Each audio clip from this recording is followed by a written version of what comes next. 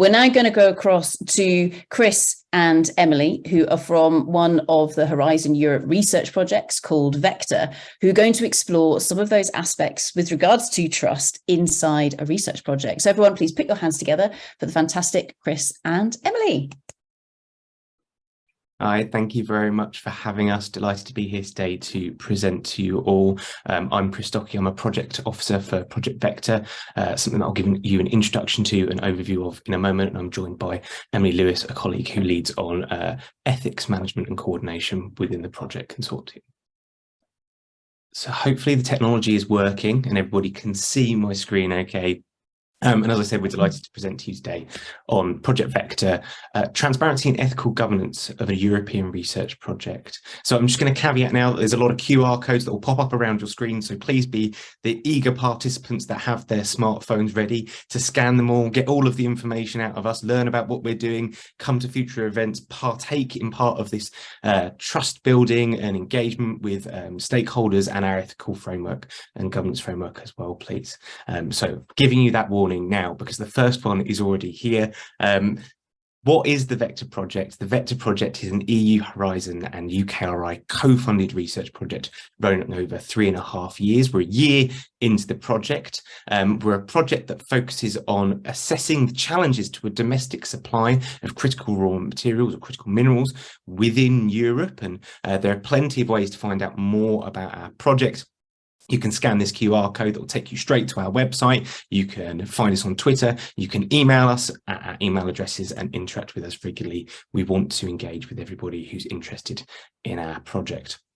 So the project is motivated by looking at the EU Green Deal, where we find that we require a sharp increase in the supply of raw materials to meet the objectives laid out in that and decarbonisation pathways. And that to extract these materials responsibly and sustainably, we have to understand all of the challenges that might impact upon that. So those aren't just those that we think of in the geological context as geoscientists or environmental as biologists or geographers and such, or social as social scientists. It's all of them together and also how they interact. They're not siloed and things that take place on their own as challenges. We live in a complex world, which particularly with relationship to policy and thinking about how we might sustainably and responsibly resource these materials. They're things that have interactions and we have to take those into account. So Vector takes a step back, looking at how we might begin to understand that complex web of dynamics and then use those, having assessed them, to integrate them into the development of solutions that put people at the very center of them, make them workable and things that can be actioned as a result of that integration into different tools, communications and dissemination pathways and outputs through research.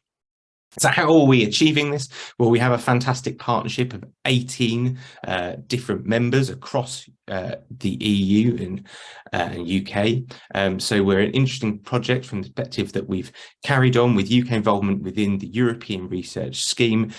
We have specialists across all of those different research schemes, not just academic research institutions that bring cutting edge knowledge of and understanding of those research landscapes, but also coupled with industry members within geoscience, non-government organisations, education institutions, to really help to disseminate and create genuine impact that actually leads to a change in our understanding of how these different challenges interact within a European landscape, and then designing those as best practice to be taken forward and apply to the rest of the world. And as you can see, imagine, and we touched upon this in Alison's talk, and Jamie also touched upon it, the idea of sort of trust in collaboration. You can imagine there's an awful lot of that required to make these projects work and run, and that's something that I'm very happy to talk about later on, but primarily going to touch on our ethical framework here as a project. So how does Vector work in bringing together those different data streams? Well, we design a suite of social vectors through primary research that are assessing perceptions, values and attitudes towards the sourcing of critical raw materials for the green transition. So understanding how our basic understanding of the sector, our thoughts on a day-to-day basis, interact with values with response to the economy, the environment, other different aspects, and then formulate together to create an overall attitude towards the sector, building those layer upon layer with geoscience vectors that try to test the efficacy and the viability of cutting-edge, minimally disruptive technologies in order to investigate mineral deposits under the subsurface of our Earth. So looking to see that interaction with the environment and social by really putting those methodologies to the test when looking at mineral exploration within Europe. And we'll integrate those within individual tools that will present all of that data together in an easy to understand set of interfaces that allow the results to be accessed all together in one place by anyone. So what does that actually look like in a suite of outputs, rather than me arm waving about all of the fantastic problems we're going to solve? It looks like a series of research deliverables in terms of 2D, 3D and 4D geological models, but then packaged to allow ease of access and understandability for different stakeholder groups, taking into account how different individuals, how you interact with that data. And that's something that we'd love to hear more about, so that we can design them to be most beneficial to all of our stakeholders, and doing that through those minimally disruptive technologies, be that passive seismic imaging or electrical conductivity analysis, rather than going out and digging holes, and comparing those two legacy data to test that efficacy. And then within the social science side, we have the development of things like continued professional development platforms. So trying to create different outputs that allow, for example, particularly with emphasis to geoscientists, you to see your work through the lens of other stakeholders, help people to understand within their work what other stakeholders think of it, to help them foster and develop that trust within their own work, help to set it within that context. Social simulators to understand through decision tree pathways that we ask stakeholders to interact with, how those attitudes are brought about by those values that we discussed earlier, education facing materials, and also outreach to hear from you at science and arts festivals. There'll also be primary research developing new innovative techniques and tools, such as social value indices, that try to really distill all of those different pathways of research down into one single easy to use tool that allows anybody to just access it and see quite easily on a sliding scale, and bring those together, data sets together, and really make them make individuals aware of how that research comes together and combine. And then those will be integrated into data tools, be those data platforms, map-based data tables, infographic design, or even live reporting from news outlets and social media. And if you want to hear more about the overall project that I've just introduced you to from the fantastic work package leaders within the partnership and consortium tomorrow, please attend our launch event. And we're really going to hover here and see if you can all scan your QR code. Thank you, Sarah. I can see you signing up to our Eventbrite right now. That's fantastic. Thank you. It's a free event to come and hear more about the research that we're doing. And particularly, we want to engage with you. We want to hear from you your immediate perceptions of the project, and ask us questions about the research that we're undertaking. So please come along, hear how we're getting on in more detail than I'm presenting today, and yeah, look forward to seeing you there. Thank you very much. I'll hand over to Emily now. Hi everyone. So I'm going to talk a bit about project ethics and the Vector project.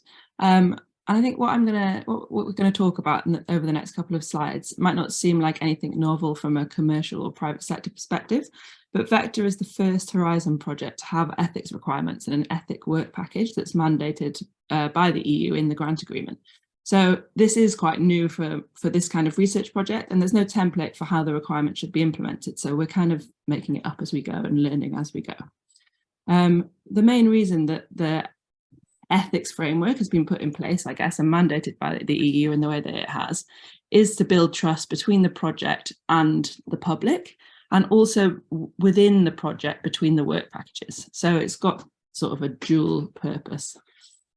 I think the first thing to say about project ethics is that what we're talking about under this umbrella in terms of Vector is really more akin to good governance than ethics per se, but with a skew towards a few specific risks or issues that the project may touch on that could have broader ethical implications. So things like machine learning and the use of AI, social acceptability of mining, and influencing and educating young people. Due to the mix of disciplines involved in the project, there are a lot of different understandings of what ethics is, and as a result, there are various competing requirements to determine what is ethical in different circumstances. So we've got social research ethics at play, we've got geoethics, etc.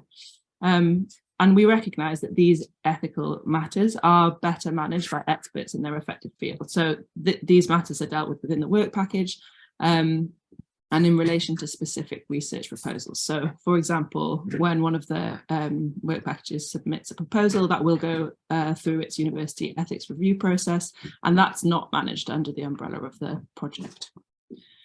So those responsible for project ethics in Vector are responsible for dealing with the broad implications of ethical risks and issues on the project itself, rather than the research, and to ensure that project impacts and risks are fully considered. Next slide, please, Chris. Thank you. So this is the governance structure that we've got in place for the project. As you can see, on the left-hand side, we've got general project governance, and on the right-hand side, we've got specific ethics governance bodies. And both sides reflect each other in that we've got a management level, which is internal, and then we've got an advisory level, which is external. And on the ethics side, we've got the Independence Ethics Committee and the Ethics Advisor. Next slide, please, Chris. So one of the first steps that we took when the project kicked off was to appoint an ethics advisor, and we appointed Quinton Newcomb to this role. Quinton is a governance specialist, and he has been responsible so far for helping us set up the governance structure for the project and in recruiting appropriate experts to the Independence Ethics Committee.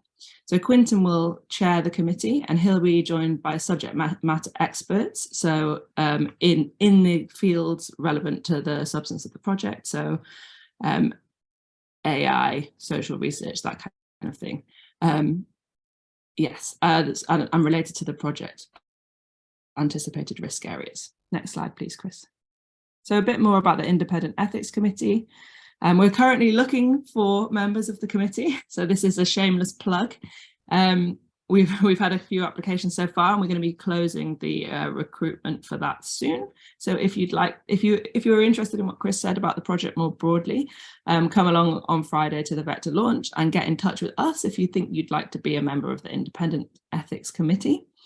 As I said, the committee will be chaired by Quinton, and the role of the Ethics Committee is to provide some support to Quinton in his role by providing a forum comprised of subject matter experts on ethics to debate ethical issues and decide on appropriate courses of action in each case to help the project proceed on an ethical basis. Next slide, please, Chris. So these are the specific areas and the specific expertise that we're looking for from members of the committee. So again, if this is you, please get in touch with us.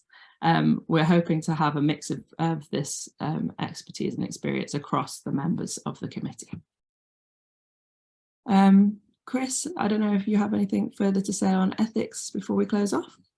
Yeah, I think that it's just it's a new example of trying to build and foster that trust between the project and stakeholders by having that presented transparently.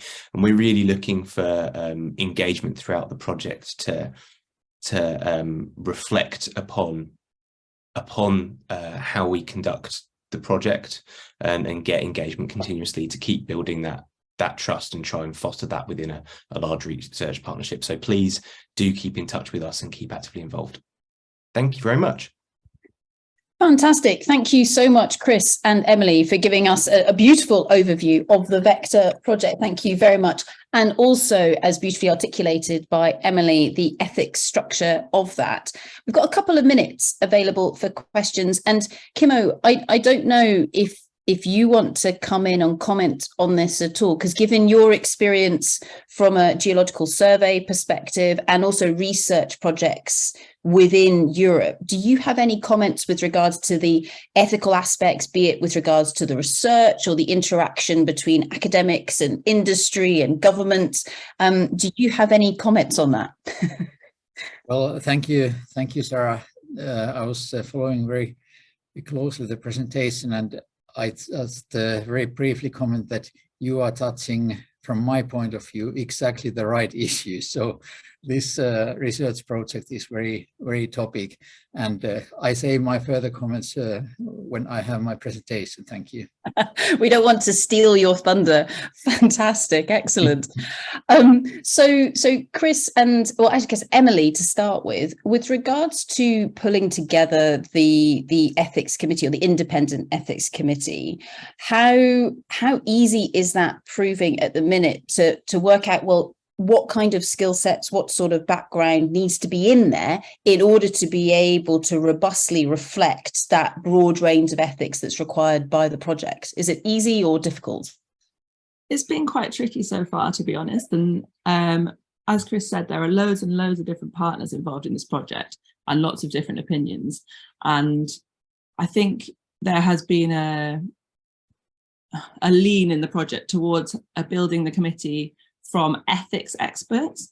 And whilst we think that's an important voice to have on the committee, we don't want it to just be people who are experts in ethics. We want people who understand the subject matter of the project and have experience in some of the specific risk areas that we think that the project is going to face. So yes, ethics experts, research ethics experts, but also people who understand about data management, human rights and social justice, environmental and social governance, and AI and machine learning. So yeah, it's been a bit tricky, and those are quite a broad range of skills. So we're still on the hunt at the moment, but we're getting there. And so with regards to that broad range of skills, and I guess, Emily, this is for you, and then perhaps for Chris as well, how have you been finding it within the project? Because from my experience, so I'm originally a geologist, and so I know how I think. But when I then need to listen to what a social scientist is really trying to say, I have to listen really, really hard because I don't necessarily really understand what they're saying. So, Emily, from the ethics committee perspective, will you be taking any of the tools and techniques we've been exploring this week, perhaps, in terms of trying to bring together? There we go. There's a leading question. Using those thoughts, and then perhaps to Chris in terms of the actual project partners themselves. Yeah, I think I'll be using a lot of reflective listening going forward in particular. Yeah, we have, I think actually the main challenge for Vector is getting everybody together to really listen to each other, because there are so many different people coming from different sciences, even different areas, who have different opinions and also just talk past each other. So one of our main jobs is to really get people in the same room, sitting down and hearing and understanding what each other is saying. And I think in terms of the independent ethics committee, like that's what we're hoping, one of the roles that we're hoping having the committee in place will help facilitate, I guess. Because at the moment, when we're having these conversations, everybody who's involved in the conversation is involved in delivering Vector, and having this independent voice that can give that independent view, I think is going to be a really important part of building trust between people working within the project. Awesome. Thanks, Emily. Chris, how about your perspective? Yeah, I think that Emily hit the nail on the head a lot there. From my perspective, trying to get partners to talk to each other, I think that you find that people are really willing to be in these fantastic collaborative partnerships. The barrier to me can be a lack of common language, which is nobody's fault, which is kind of what makes it hard, because you don't want to say, oh, well, if everybody employed one tool or another tool, it would just fix it. You've got to start using that reflective listening, because it can help develop that common language by having those exchanges where you say, so I'm hearing this, you can check, because one word in one discipline can mean a very different thing to another discipline. And I think we found that a little bit in just recognizing where those accidental miscommunications can happen. So as Emily said, getting together, having those conversations, and in the world where technology is fantastic, Zoom's been brilliant in that, but also looking forward to having our in-person meetings that we're starting to get a bit more regularly organized so that we can have that better communication with body language, all of those things to just really bring everyone together and repeat that to make sure that it's not a one-time fix. It's a commitment. Great, thanks, Chris. And I guess with regards to that language, it's a case of it's the technical and the professional language, but then actually also as well, whatever language people are speaking, because this is across Europe. And whilst we're conducting everything in English, a whole lot can get lost in translation. So thank you so much, Chris and Emily, for coming and being so open and honest, really, with regards to the Vector project and also all of that trust that is being built between lots and lots of different people therein. And we will all, of course, dial in on Friday to the formal launch event. So thank you very, very much, Chris. If you want to stick the link to all of this in the chat, please do feel free to do so. Round of applause. Excellent.